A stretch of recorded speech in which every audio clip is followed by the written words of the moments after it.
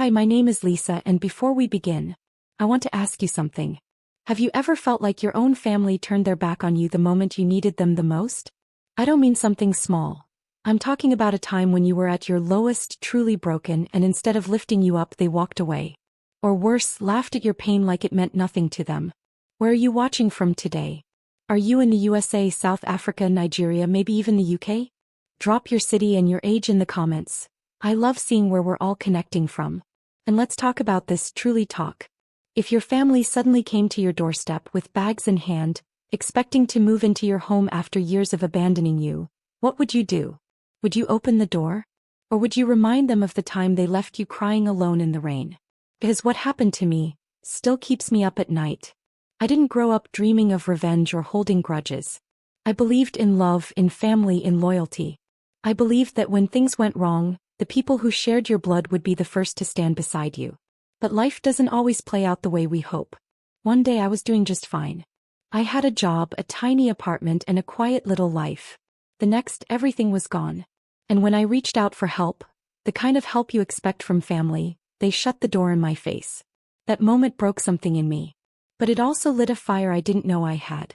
And what happened after that? Well, let me tell you. It all started with a normal Thursday. I remember sitting at my desk, sipping cheap coffee from the vending machine and going through my emails. There was no warning, no whispers in the hallway, no signs. Just a sudden message from HR. Subject line, urgent meeting. I thought maybe it was about project changes or maybe a team reshuffle. But no. It was a layoff. Budget cuts, they said. Nothing personal. But it felt personal. After nearly 9 years of showing up early, staying late, covering for others, and never once taking a real vacation, it felt like they threw me out like old trash. I packed up my little plant, a framed photo of me and my coworkers at last year's Christmas party, and walked out with a plastic box and a tight throat. I didn't cry, not yet. I told myself it was temporary. I had savings. I could bounce back. But 2 months passed. Then 4. My savings shrank faster than I thought. I applied for jobs every day, took interviews that went nowhere, and heard the same words again and again. You're overqualified, we've moved in a different direction, or just silence. The day I realized I couldn't pay rent, my hands started to shake. I sat on the floor of my apartment, bills spread out like a cruel game of poker, and thought, I need help. Just a little support. So I did the one thing that felt like the last safe option. I called my uncle. He didn't pick up. I texted my aunt. No reply. I even reached out to cousins I hadn't spoken to in years.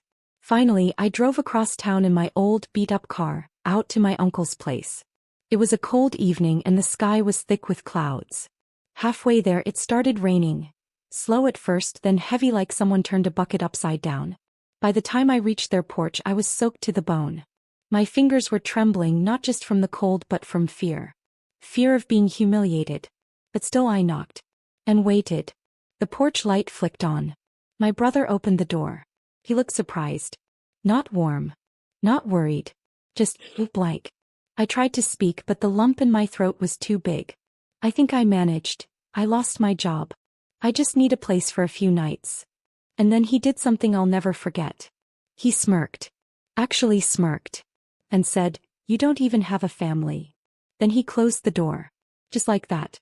I stood there in the rain, water dripping from my hair, down my back, into my shoes. And I waited. I don't know why. I think a part of me believed someone would come back. Open the door. Tell me it was a mistake. That they didn't mean it. But no one did. I walked back to my car shivering.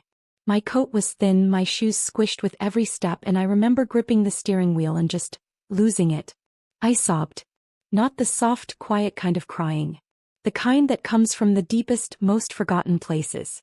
The kind that makes your whole body shake. That night, I parked behind a closed gas station and curled up in the back seat. I covered myself with an old blanket, the windows fogging up from my breath. I remember staring at the ceiling of the car, asking myself what I did so wrong. Why didn't they care? What kind of people abandon someone like that? Shame wrapped around me like a second skin. I didn't want anyone to see me. I didn't answer calls from friends. I stayed offline. I felt like I had failed at life. But what hurt more than losing the job was realizing that I was completely, utterly alone. Invisible. Unwanted. And worst of all, forgotten. I didn't plan to live in my car. At first, I told myself it was just for a few nights, until something came through. A job, a miracle, anything. But weeks turned into months. I learned how to fold my blanket just right behind the front seat to make it bearable. I kept my important documents in a sealed Ziploc bag wedged under the passenger seat, and I always parked in well-lit lots where I could blend in without drawing attention. I picked up 2 jobs. One was cleaning motel bathrooms off the highway. The other was overnight shifts at a greasy 24-hour diner. Neither paid well, but it was enough to buy gas and eat something most days. The motel work was the hardest. Scrubbing toilets, stripping sheets covered in things I'd rather not talk about, and pretending not to hear the fights coming from behind closed doors. Some days the stench stuck to my skin no matter how hard I scrubbed. And the worst part? I couldn't even take a proper shower after work. So I got creative. I found a gas station that didn't ask too many questions. I'd go in around 4 a.m. when it was quiet, buy a small item to look like a paying customer, and then sneak into the single restroom with my tote bag. Baby wipes, a washcloth, and a tiny bar of soap became my routine. Sometimes I cried while washing under my arms, thinking, is this really my life now? I lived on fast food leftovers. Sometimes the kind kitchen guy at the diner would pack up old fries or a half-eaten burger no one picked up. I'd eat alone in my car, parked behind the dumpster, hoping the cops wouldn't notice me. They did sometimes. I got lucky that none of them forced me to move too far. Some nights they'd knock on my window and ask if I was okay. I always smiled and lied. Yes, just resting. What broke me wasn't just the struggle. It was the silence. No one checked in on me. Not once did a family member text or call, even just to ask if I was alive.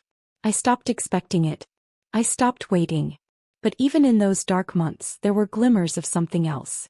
A man at the diner once paid for my coffee without saying a word. A woman left a note and $20 on the counter with just 2 words, "Stay strong."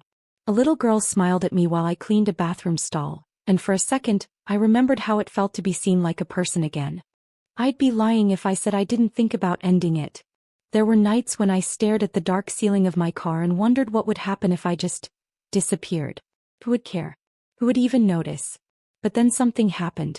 One night, after a 10-hour shift scrubbing the worst motel I had ever worked in, I came out to find a man standing by my car. I froze, clutching my tote ready to run. But he wasn't a cop or a creep. Just a middle-aged guy with tired eyes and an old flannel shirt. He looked at me, then at the car, and said softly, "You been sleeping here?" I panicked, shook my head and lied, "No, I'm just waiting for someone." He didn't call me out. He didn't press. He just reached into his coat pocket and handed me a paper. It was a motel voucher. 1 night only. Paid in full. "I've been where you are," he said. "Get some real sleep tonight. Take a shower." I didn't know what to say. I just stared at it. He nodded once and walked away. That night, for the first time in months, I slept on a mattress. I had hot water. I cried so hard in that shower it felt like my ribs might crack. But it wasn't just sadness. It was release. It was the first time I felt safe even for a few hours. That stranger didn't know it, but he saved me that night. His kindness reminded me that I wasn't invisible to everyone. That not every soul in this world had turned cold. And something in me shifted. I decided I wasn't going to live like that forever. I didn't know how I'd do it, but I made a quiet promise to myself. This isn't the end of your story. You're going to stand up. You're going to fight back. Because even if my own family had walked away, I wasn't done yet. I still had that motel voucher in my glove box for weeks, like a reminder of the night I allowed myself to rest. But after that one night, I didn't go back. Not because I didn't want comfort, but because I knew I couldn't afford it. That one night was a gift, but if I wanted more like it, I'd have to earn it myself. So I went back to sleeping in the car, behind gas stations, in quiet corners of Walmart parking lots, anywhere no one would bother me. I started saving every dollar I could. I stopped buying coffee at the diner no matter how tired I was. I packed cheap snacks in my tote bag and drank water instead of soda. If I had $5 at the end of the week, I felt rich. I didn't touch that money unless I absolutely had to. I kept a small envelope hidden under the lining of my trunk, stuffed with crumpled bills. It wasn't much, but every week it grew a little thicker. Then one morning after cleaning rooms at the motel, I overheard a guest mention a car rental place nearby was hiring a front desk assistant. Something about the way they said it, like it wasn't a big deal, stuck with me. I walked straight there after my shift, still in my stained uniform, and asked to speak to the manager. I didn't lie. I told him I'd been through a rough patch, but I was dependable, good with people, and ready to work. He looked me over, hesitated, and said, "Can you start Monday?" That job changed everything. It paid more than I was used to, still not a fortune, but enough to start seeing the road ahead. The best part? It was indoors, it was clean, and for the first time I didn't smell like bleach and mildew at the end of the day. But I didn't quit the motel. I kept both jobs. After my shift at the car rental place, I'd grab a quick bite, change clothes in a restroom, and head to the night janitor gig I picked up at a local gym. I cleaned floors, wiped mirrors, emptied trash cans, and listened to people grunting through their late-night workouts. Sometimes I'd close my eyes for just a second while scrubbing the same tile for the 10th time and remind myself, you're building something. You're not stuck forever. I started saving seriously now. Not just in the envelope. I opened a basic checking account at a credit union. I was nervous walking into the branch, like they'd see my whole history just by looking at me, but the teller was kind. She helped me fill out the forms and gave me a little folder with my new card tucked inside. I held on to that folder like it was gold. Small victories kept me going. I remember the first hot meal I bought for myself. Not from a dumpster or as leftovers, but something I ordered from a menu and paid for at a table. It was a bowl of soup and half a sandwich, nothing fancy, but I'll never forget how warm it felt going down. I cried after the waiter brought the bill. Not because of the cost, but because it felt normal. The first time I bought new clothes, real, untouched clothes, was from a clearance rack at a discount store. A soft sweater in dusty blue and a pair of jeans that actually fit. I didn't even need them right away, but I bought them because I could. Because for once I didn't have to choose between that and gas money. Then came the second-hand laptop. It was an old model, scratched on the lid, battery barely lasted 2 hours, but it worked. I found it at a pawn shop, and when I handed over the cash I felt like I was reclaiming a part of myself. I could apply to better jobs now, maybe even take some online classes down the line. I could start planning beyond survival. There were no balloons or cake to celebrate those little milestones. Just quiet moments in my car, whispering "you're doing it" to my own reflection in the mirror. I started journaling on that old laptop, tracking every dollar, writing small goals, reminding myself of why I was pushing so hard. Still, every time I thought about calling someone from my family just to say, "Look, I'm getting back on my feet," I'd remember the rain that night outside my uncle's porch. I'd hear my brother's voice laughing, saying, "You don't even have a family." So I didn't call. I didn't give them the satisfaction of watching me crawl. Instead I worked. And saved. And learned. Every late night shift. Every skipped meal. Every time I turned down the thermostat in the car to save gas. It all added up. I didn't have holidays. I didn't have a birthday celebration that year. No one remembered. But I did. I marked it by buying a $4 cupcake and a $1 candle. I sat in my car, lit it carefully, and whispered, "Happy birthday, you're still here." And that meant everything. Because by then I had something far more powerful than pity or pride. I had discipline. I had direction. I still didn't have a family. But I had a plan. When the loan officer called to say I had been approved, I didn't believe it at first. I asked her to repeat it 3 times. Then I just sat there in my parked car outside the car rental place, staring at nothing. After 4 years of cleaning toilets, folding motel sheets, hiding from the cold in my car, and counting every dollar in that envelope, I finally qualified for a home loan. It wasn't much. A small house at the edge of town, 2 bedrooms, faded siding, and a sagging porch. But it was mine. I chose it because it had good bones and a big window in the front that let the morning sun pour in. The first time I stepped inside with the realtor, I didn't see the cracks in the floor or the chipped paint. I saw freedom. I saw roots. Closing day felt unreal. I wore the nicest thing I owned, my dusty blue sweater and clean jeans, and I signed every page with a trembling hand. When they handed me the keys, I held them so tight I left little marks on my palm. I didn't drive straight to the house. I parked down the block and just watched it from the car. I needed a minute. I remembered every night I slept under a steering wheel. Every shower in a gas station sink. Every shift I dragged myself through when my back ached and my feet throbbed. This moment was the reward for all of it. Then I got out. Walked up the creaky steps. Stood in front of the door. Inserted the key. It stuck for a second, then turned with a click that echoed into my bones. I stepped inside. No furniture. No curtains. Just empty space and silence. And yet, it was the richest silence I'd ever heard. For the first time in 4 years, I wasn't a guest, I wasn't a squatter, I wasn't on borrowed time. I was home. I sat on the floor in the middle of the living room, sunlight hitting my face through that big window. I didn't have a couch yet or a bed or even a fridge, but I didn't care. I was finally safe. The walls didn't judge me. The floor didn't give way under my feet. I felt like I could finally exhale. The next few weeks were a blur of cleaning, painting, and hauling thrift store furniture into the house piece by piece. I found a couch with a small tear on the arm, $10. A wobbly kitchen table with 2 mismatched chairs, free from a neighbor's yard. I painted the walls soft cream and stuck up dollar store curtains. It wasn't HGTV perfect, but it was warm, lived in, and filled with gratitude. I didn't invite my old family. I didn't even tell them. Instead, I invited the people who had seen me even when I was invisible to others.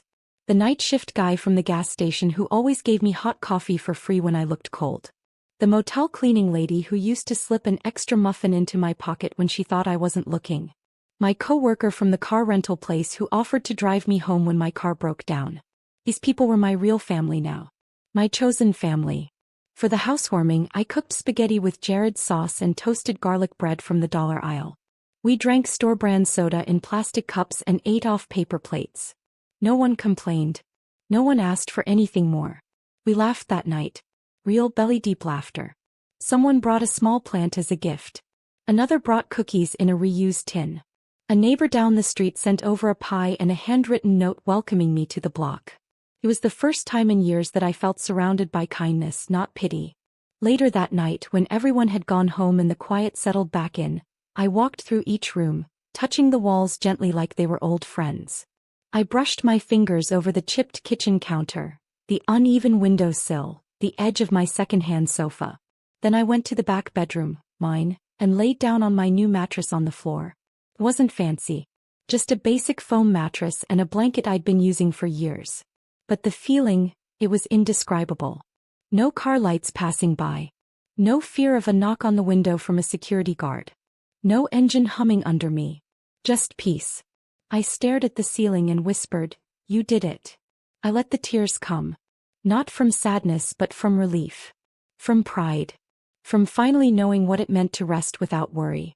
For the first time in years I slept through the night. No tossing. No checking over my shoulder. Just deep, healing sleep, in my own home. And as I drifted off, one final thought wrapped around me like a warm blanket. I built this. I earned this. And no one, not even blood, was going to take it from me. I was in the kitchen, pouring myself a cup of coffee and enjoying the rare calm of a Saturday afternoon. Sunlight was coming through the window just right, and for once everything felt still. Peaceful. Like I could finally enjoy the home I had fought so hard for. Then came the knock. At first I thought it might be a neighbor or maybe someone dropping off a package. But when I opened the door, my whole body stiffened. There they were, my mother, my brother, and even his wife, standing on my porch with luggage by their sides like they were checking into a hotel. My stomach dropped. My mother was the first to speak. No greeting. No apology. Just her usual tone of entitlement. She said, "Well, we're finally ready to come stay with you."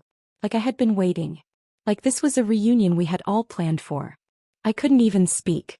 My brother smirked like he always did when he thought he had the upper hand.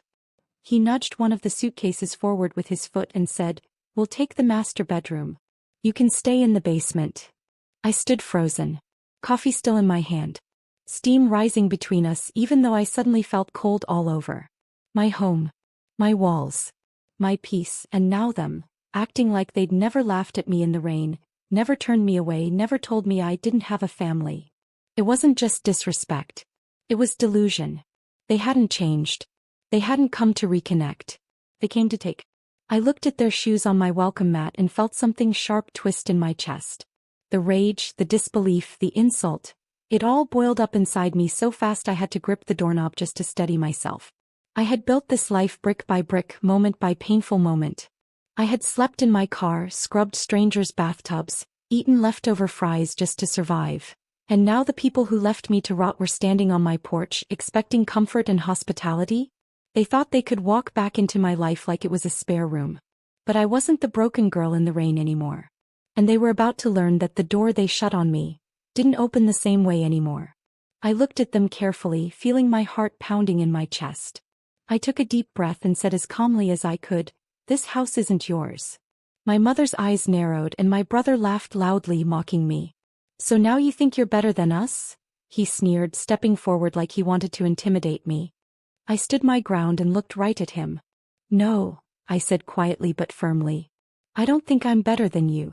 I just remember exactly what you did when I had nothing." The silence that followed was thick. My mother scoffed and opened her mouth to say something, but I cut her off. "You left me out in the rain. You shut the door in my face. You made me feel like I was invisible, like I didn't even have a family." My brother's smirk faded. His voice grew louder, trying to drown out my words with insults and anger. "They called me names, told me I was alone and weak. But this time something was different inside me. I didn't back down. I didn't cry out of pain or sadness. Instead, I felt a strange warmth building inside, something like strength. I reached out and closed the door right in their faces. I heard their shocked screams from the other side, but I stayed calm. I leaned against the door and let the tears fall, not tears of heartbreak but tears of power. Because for the first time in a long time I was standing for myself. I wasn't begging anymore. I wasn't broken. I was whole. That night I sat alone in my living room. The lights were dimmed low, and the only sound was the gentle clink of my teacup against the saucer. The warmth of the tea was comforting, like a small hug after everything I'd been through. I looked around my little home, the place I had fought so hard to create, and I felt something I hadn't felt in a long time: peace. But peace didn't come easy. My mind drifted back to those cold nights in my car, wrapped in a thin blanket, trying to stay warm while the rain dripped on the windows. The loneliness, the fear, it was all so vivid. I remembered the shame of reaching out and being turned away, and the words that cut deepest of all: "You don't even have a family." Then my phone buzzed. It was a message from a friend, a woman I met during those hard times. She wrote, "Proud of you, sis. You didn't just survive, you thrived." I smiled and replied, "Thank you. Family isn't just who shares your blood. It's who shows up when you're bleeding." That thought settled deep in my heart. Blood means nothing if it dries up and leaves you alone. True family is the people who choose to stand by you when the world turns its back. So, to everyone watching this story right now, I want you to remember this. Never beg anyone to stay in your life. If they walk away, let them go. Build your own table with the people who love you for who you really are. And please, if you've ever had to shut the door on your own blood, share your story in the comments. Tell me where you're watching from: USA, South Africa, Nigeria, and your age. Because we all deserve to be heard. We all deserve to have a family that stands with us, not against us. This journey taught me something powerful: that sometimes the hardest thing you can do is say no. But that no can save you. That no can give you back your strength. And that no can open the door to a new kind of family. One that you choose, one that truly loves you.